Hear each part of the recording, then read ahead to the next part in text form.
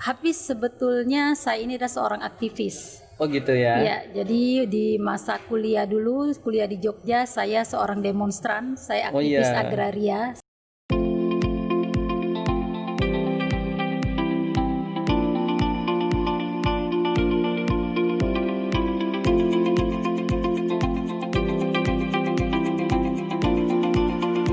Assalamualaikum warahmatullahi wabarakatuh. Waalaikumsalam warahmatullahi wabarakatuh. Teman-teman, sahabat-sahabat ngopi bareng MKN, salam akta.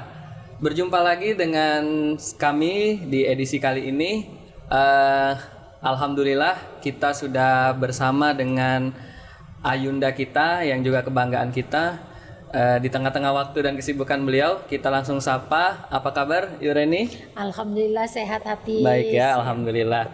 Ya, ini sebelum kita masuk ke obrolan, ada beberapa komen yang pengen kami jawab juga dari video-video sebelumnya.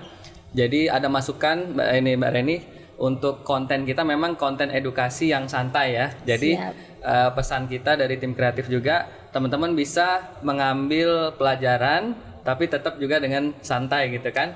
Juga ini termasuk konten serba-serbi membahas sisi lain dari notaris. Oke.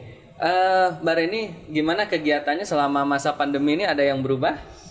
Kalau kita sih sedikit ada perubahan di DPR. Lebih menjaga ya? Lebih menjaga, dan memang kita harus ikutin aturan dari pemerintah, mengikuti protokol kesehatan yang diajukan oleh pemerintah. Di DPR juga kami juga tetap harus menjaga jarak, tetap wajib swab kita. Swab ya? Iya, kita wajib karena masih swab. terbang sana sini nih ya. Betul. Tuntutan tugas ya. Betul. Oke. Nah, teman-teman mungkin ada yang belum tahu ya. Ini Hafiz kenalkan bahwa Ibu Reni ini merupakan saat ini anggota DPR RI di fraksi apa? Fraksi Gerindra. Fraksi Gerindra, terus komisi? Saat ini saya di Komisi 4, baru 3 bulan. Oke, itu bidang apa itu Mbak Reni? Komisi 4 ini kita bermitra dengan Kementerian Pertanian, kemudian Kementerian Kelautan dan Perikanan, Kementerian Lingkungan Hidup dan Kehutanan, dan Bulog. Dan Bulog ya. Nah, jadi buat teman-teman yang belum tahu nih, kenapa kok anggota DPR RI ya yang kita tanya. Nah, ternyata beliau juga seorang notaris ya. Jadi untuk teman-teman yang mungkin juga belum tahu, beliau dulunya notaris sejak tahun 1999. 99. Wah, ini udah termasuk produk senior. Sudah lumayan. 21 tahun ya, iya. Mbak Reni ya. Nah, jadi Mbak Reni mungkin Hafiz akan mengawali pertanyaan ini dengan 21 tahun itu kan waktu yang cukup lama ya. Artinya sudah menjadi keseharian, rutinitas, dan juga bisa dibilang profesi tetapnya Mbak Reni gitu. Betul. Nah, pada saat ini kan jadinya di 2019. Itu gimana ceritanya bisa memutuskan untuk apa istilahnya melihat ke sana gitu? Banting setir. Banting setir setelah 21 tahun. Silakan, Mbak. Iya.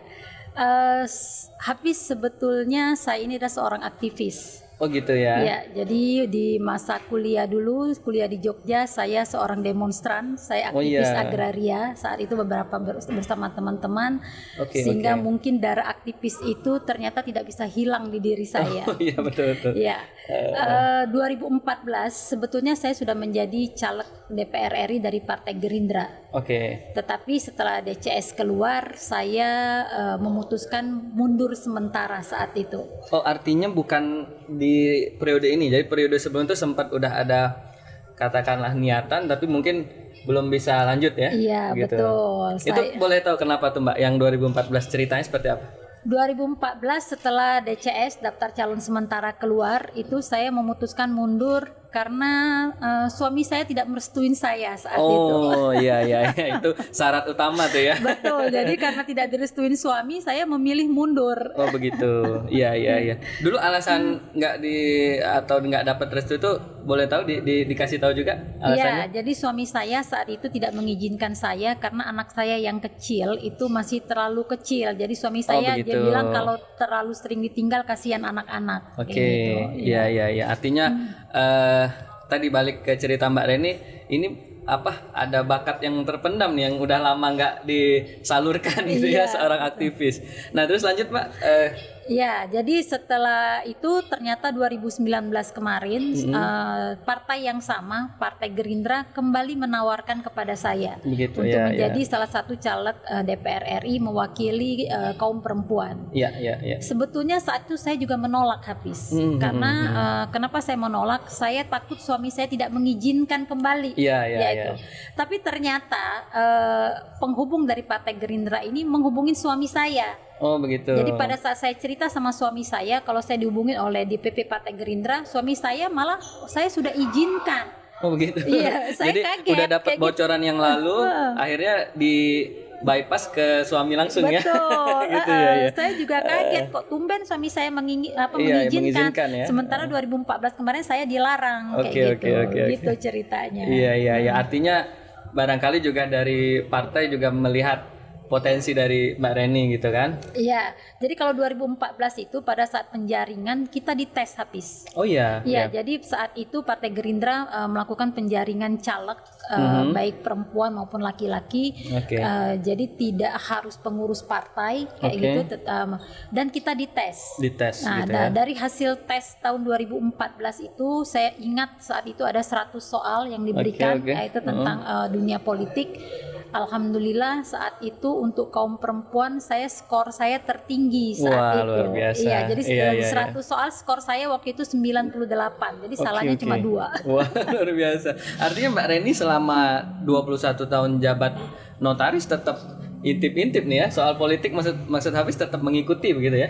Iya, jadi setelah saya berhenti menjadi aktivis, saya kuliah notaris, teman-teman saya mantan-mantan aktivis mereka memang terjun di dunia politik dan mereka rata-rata menjadi anggota DPR RI memang. Pernah suatu hari tahun 2004 sebetulnya ada teman aktivis saya dari PDIP itu menawarkan saya bergabung dengan mereka. Almarhum Yamin Mangkunegara itu dari PDIP DPR RI, tetapi saat itu saya belum tertarik untuk terjun ke dunia politik. Apa karena warna, maksudnya ideologi, atau memang belum saatnya aja waktu itu? Enggak, saya bukan karena ideologi atau warna partai. Saat itu saya masih asik-asiknya dengan dunia notaris. Itu sekitar berapa tahun artinya Mbak Reni? Kalau 2004 saya 2019 sekitar baru 5 tahunan jadi notaris kayak gitu. Terus lanjut lagi tadi, jadi ketika saya langsung ke ini deh. Kita kan artinya 2019 ditodong melalui suami ya. Nah, setelah dapat itu apa yang menguatkan Mbak Reni? Artinya yang tadi 2014 kan belum dapat restu, 2019 dapat restu, akhirnya langsung jalan aja atau gimana? Iya, memang karena suami saya kan di Jakarta. Domisili Jakarta domisili Jakarta karena memang tugasnya di Jakarta. Saat itu memang saya memutuskan untuk ikut suami ke Jakarta. Nah, saat saya memutuskan ikut suami ke Jakarta memang ada 2 pilihan. Saya pindah sebagai notaris Jakarta atau saya alih profesi. Kayak gitu. Diskusi dengan suami saya karena sudah hampir 21 tahun saat itu menjadi notaris, saya memutuskan alih profesi. Gitu. Ada juga lah mungkin rasa jenuh juga ya. Betul, saya pikir 21 tahun jadi notaris, saya terus terang saya sudah mulai boring kayak gitu karena pekerjaan rutin itu saja, yaitu setiap hari kita berhubungan dengan orang bank segala macam BPN, itu dengan BPN kayak gitu. Jadi buat saya tidak ada tantangan lagi kayak gitu. Sehingga saya sampaikan ke suami kalau saya disuruh milih, saya memilih alih profesi saja.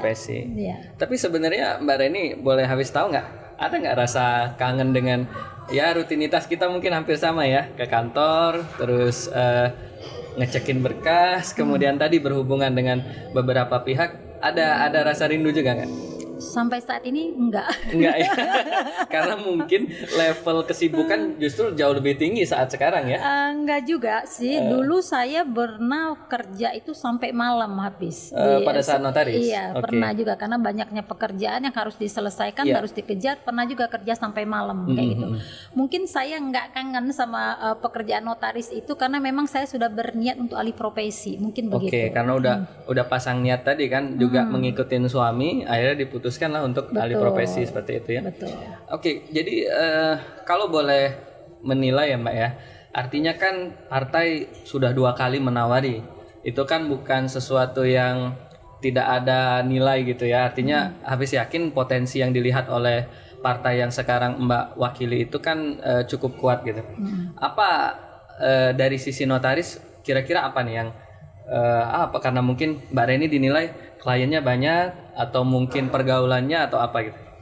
Jadi saat itu memang yang mengajak saya ada salah satu teman saya yang mungkin dia memberi bocoran ke partai bahwa saya ini mantan seorang aktivis. Ya. Jadi pada saat saya jadi notaris, saya memang ada program untuk gratifikasi untuk masyarakat tidak mampu. Oh begitu gitu, ya, iya. ya. Dan saya juga pernah kerjasama sama Pangdam 2 Sriwijaya saat itu Pak Saryal Peliung untuk perumahan prajurit. Oke. Nah, untuk perumahan prajurit itu karena saya saat itu habis dikasih daftar oleh Pangdam saat itu daftar gaji, saya kaget lihat daftar gaji itu, sehingga dengan daftar gaji yang diserahkan kepada saya sampaikan ke beliau, saya putuskan untuk perumahan prajurit biaya notarisnya saya gratiskan. Waduh, luar biasa. Kayak gitu. Jadi itu salah satu apa ya, kalau habis bilang artinya cara lain seorang Mbak Reni menyalurkan jiwa aktivisnya, jiwa pedulinya gitu. Betul. Ya, dengan cara seperti itu, luar biasa ya. Nah ini jadi Mbak karena berkaitan sama konten kita hari ini, habis pengen sedikit agak serius gitu ya, kita agak ke teknis. Setelah 2019 Mbak dinyatakan lolos ke Senayan, kemudian gimana prosedur? Karena begini Mas Hafiz, di sini kepengen bagi sharing pengalaman ke teman-teman, bagaimana ketika seorang notaris yang juga dia punya hak politik dong, ya kan? Entah menjadi kepala daerah, entah menjadi legislatif, prosedur apa yang Mbak lalui pada saat itu? Saya sebetulnya dilantik ini bukan menang PAW karena ya? saya PAW ya. Tapi ini enggak apa artinya ranking juga ya, artinya. Iya, betul. Jadi suara Mbak juga sebenarnya di bawah yang paling tinggi gitu kan? Betul. Jadi saya kebetulan ada di Dapil Sumsel 1. Partai Gerindra di Dapil Sumsel 1 mendapatkan 2 kursi. Dan saya ada di peringkat ketiga. Saat itu. Jadi sebetulnya waktu itu sempat loss lah ya, kayak gitu ya, karena kita ada peringkat ketiga, dan saya tidak pernah bermimpi saat itu bahwa saya akan dilantik. Kayak itu. Tetapi ternyata Allah berkehendak lain. Kayak jalan gitu. Allah ya. 1 bulan kemudian ternyata yang peringkat ke-1 Pak Edi Prabowo itu kan dipanggil oleh Presiden untuk menjadi salah satu menteri di kabinetnya. Menteri Kelautan dan Perikanan. Iya. Nah, dari sana saya dihubungin oleh Partai Gerindra bahwa ibu siap-siap saja karena ada kemungkinan Pak Edi Prabowo nanti akan jadi menteri. Artinya ada peluang untuk ibu dilantik, kayak gitu.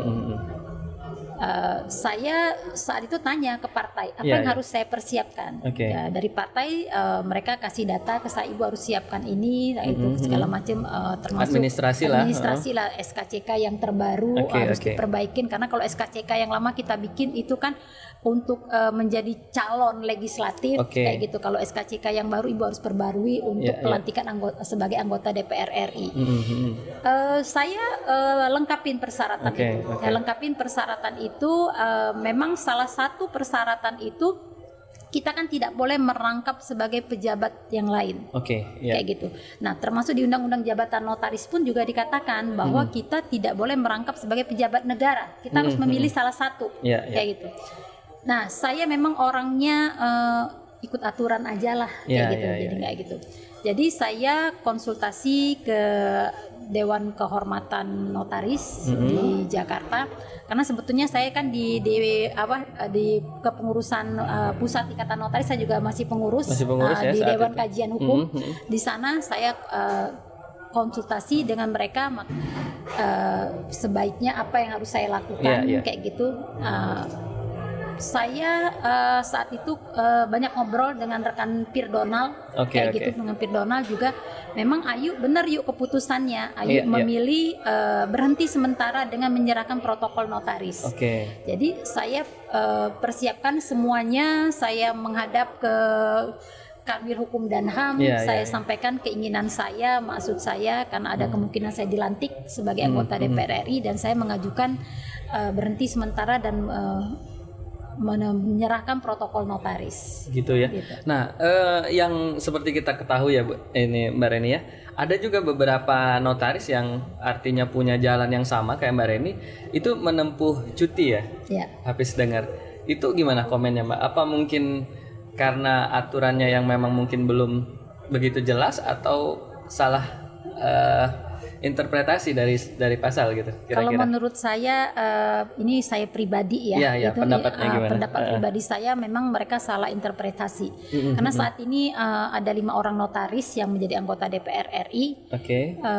Mereka juga pernah menghubungin saya dan kita sebetulnya sering ngobrol-ngobrol kenapa saya memutuskan menyerahkan protokol Berhenti notaris sementara jatuhnya sementara ya? mereka menunjuk notaris pengganti. Ya. Saya sampaikan alasan saya sama yang seperti saya sampaikan ke Hafiz. Saya cuma baca undang-undang jabatan notaris saja. Memang sebelumnya di undang-undang jabatan notaris nomor 30 ya, kayak gitu ya.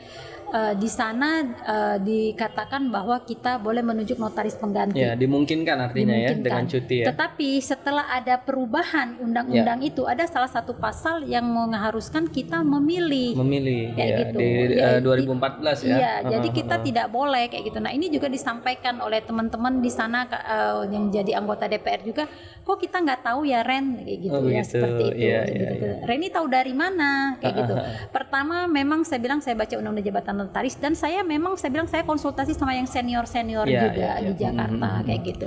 Termasuk saya konsultasi ke Departemen Hukum dan HAM gitu. Apa yang sebaiknya saya lakukan. Artinya Mbak Reni memilih untuk karena kan konsekuensinya berbeda nih Mbak. Seperti yang kita tahu kan kalau kita melakukan cuti ada notaris pengganti itu artinya tanggung jawab dan jabatan itu melekat dong masih sama kita gitu kan. Sedangkan ketika kita memilih untuk berhenti sementara artinya Mbak Reni betul-betul melepaskan secara sementara belum waktunya gitu kan.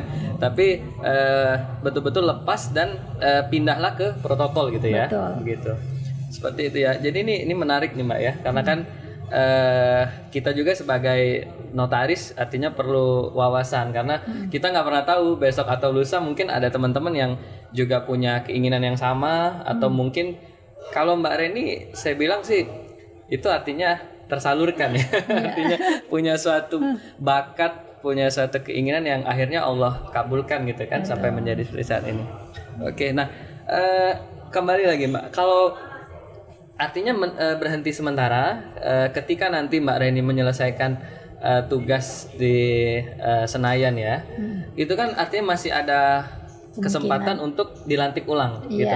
Jadi kalau saya nanti setelah habis masa jabatan saya di DPR RI, kalau saya masih ingin menjadi notaris, saya harus mengajukan permohonan pelantikan kembali. Artinya kayak apa balik istilah nol ya. Iya, betul. Ini dari nol lagi gitu ya. Iya. Aktanya kan jadinya kosong-kosong lagi ya. Betul. Iya.